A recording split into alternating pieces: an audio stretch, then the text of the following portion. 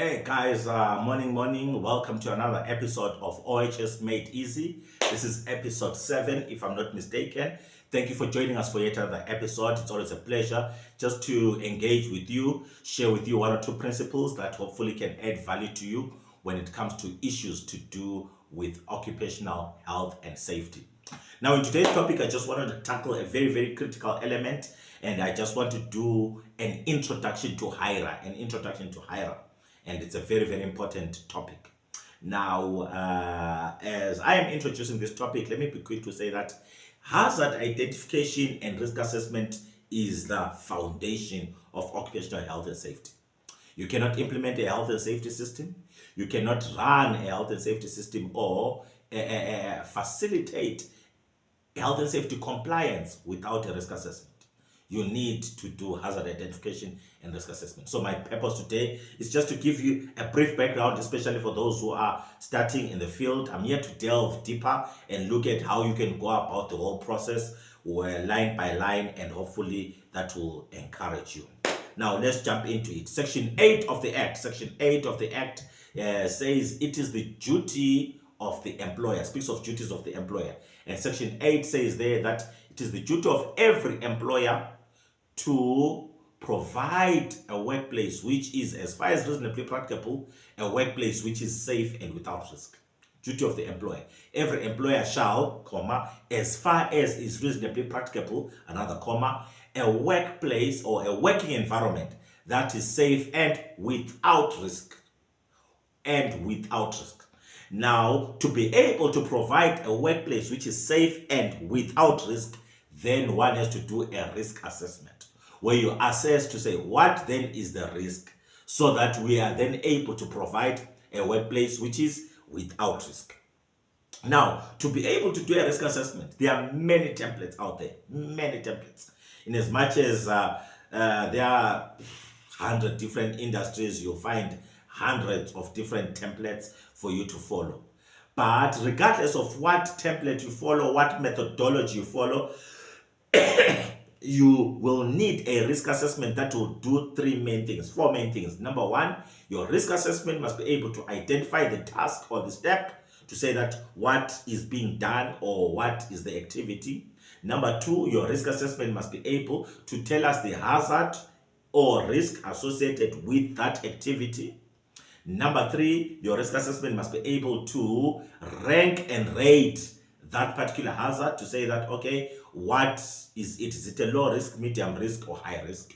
Or rather, not low, medium, high, but rather low, medium, or high risk. It must be able to do that. And then lastly, it must be able to give us some controls. That's what your risk assessment must be able to do. Now, when we are looking at I'll just take you through all these three quickly because it's just an introduction. The first one, identification of the hazard.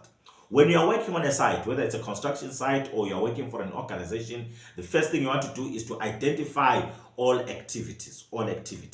So the best way you can do is to do two things. Number one, go to HR in the company and ask for all job titles to say that in the business or in the site, can I have all the job titles? And based on the job titles, you list all the job titles. You'll do a risk assessment for the cleaner, risk assessment for the driller, risk assessment for machine operator, risk assessment for the receptionist, for the CEO, for the safety officer, for the supervisors, for the boiler room guys, for the guys in the lab. The job title will help you cover everyone in the workplace.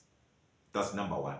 If you can do it even better, go into detail, use the job descriptions, because the job descriptions will go into the detail of telling you what that person does. So it will tell you for the lab, guys who work at the lab, these guys, they work with this machine. You work with this machine, you do stress testing, you do this. So you can list all of those things and do a risk assessment for all of them. That way, it will help you to cover all aspects of the different activities done by different people within your organization. That's step number one in identifying the activities. Step number two in identifying the activities as well is to go to your accounts department and ask for an asset register. An asset register is a list of assets or tools and equipment and everything which has been bought by an organization since inception. So usually accounts will have that asset register. It has got everything which they've bought. So they'll be there. They'll tell you, as a company, we have a generator, we've got 3 cars, we've got 10 cars, we've got a TLP, we've got this, we've got that, we've got drills, we've got these tools, we've got that, we've got... They'll tell you even about properties which you didn't even know that you guys own. So the asset register is a true reflection of the things that a company owns, the different tools and equipment, which you might not be aware of even.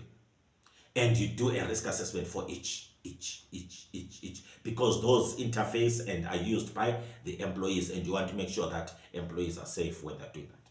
So if you use those 2 methods, I can guarantee you that at least 90% of the activities and of the risk associated with the site or the company you're working for will be covered there. That's the first thing. Second thing, now you go to the hazards and risks. So now for each activity you ask, what can go wrong? What can go wrong? What can go wrong? What can go wrong?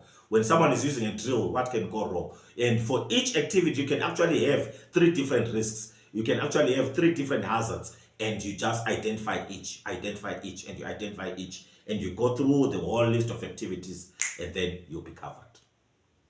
Then after that, you go now to the ranking and rating. Now, under ranking or rating, depending on the format and the template you are using, you'll be able to tell and say that, okay, are we using the frequency times probability, or frequency plus probability plus severity? You know those rankings. Depending on your format, you will do that, and it will give you a ranking. And then you'll be able to use your legend on top, or your key, which will then tell you to say that this is a red or a green or an amber, and you are able to rank and rate that particular risk. So you do it for each and every risk. Do it for each and every risk, and then you are good to go. And then once you do that, if you want, you then put a risk number there to say that this may be out of 75, out of 100 is an 80. It depends on the format you are using. But we want you to rank and rate using a method which is scientific and which makes sense, which can be followed, and which someone can use as an assessment. That's what you use. That's the assessment part of the risk assessment. The assessment part of the risk assessment is when you do the ranking and rating, and you assess to say that this particular activity with this risk, what is the chances of it happening? What is the probability? What is the frequency? And if it were to happen, what is the severity of it when it actually translates into an injury? Then once you're done with that, then you put control measures as the last resort there. Control measures, there are 3 main types.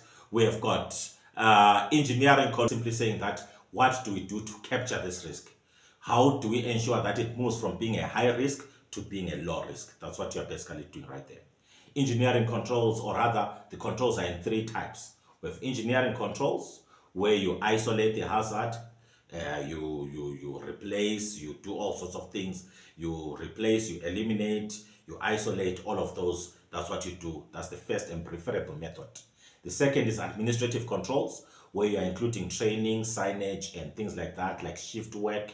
Those are your administrative controls. And then lastly, obviously, there is PPE, which is the last resort. Actually, the Health and Safety Act in Section 8, I think it's 8.2, it says that you have to eliminate hazards. 8.2B, if I'm not mistaken, 8.2B or C on the OHS Act says you have to, the duty of the employer is to eliminate all hazards before resorting to PPE. PPE is always our last resort. Hope that makes sense. Hope that's good. So later, I'm just going to get into detail of the risk assessment, and I take you through each and every, especially the ranking and the rating and the controls, and show you how it's done. But this was just a brief introduction, brief pointers on the risk assessment, and hopefully it will make sense to you. Hope that makes sense. Hope that helps you out. The aim is to make OHS easy. That's the aim. So please like, please subscribe, please share with others. This was just a brief intro into hazard identification and risk assessment. Subscribe to our page, share with others on different platforms, WhatsApp, as well as your different WhatsApp groups and Facebook groups, and any other location where there are safety officers. Thank you guys for joining me for this episode. See you on episode 8, where I'll look at safe work procedures. Cheers. Bye-bye.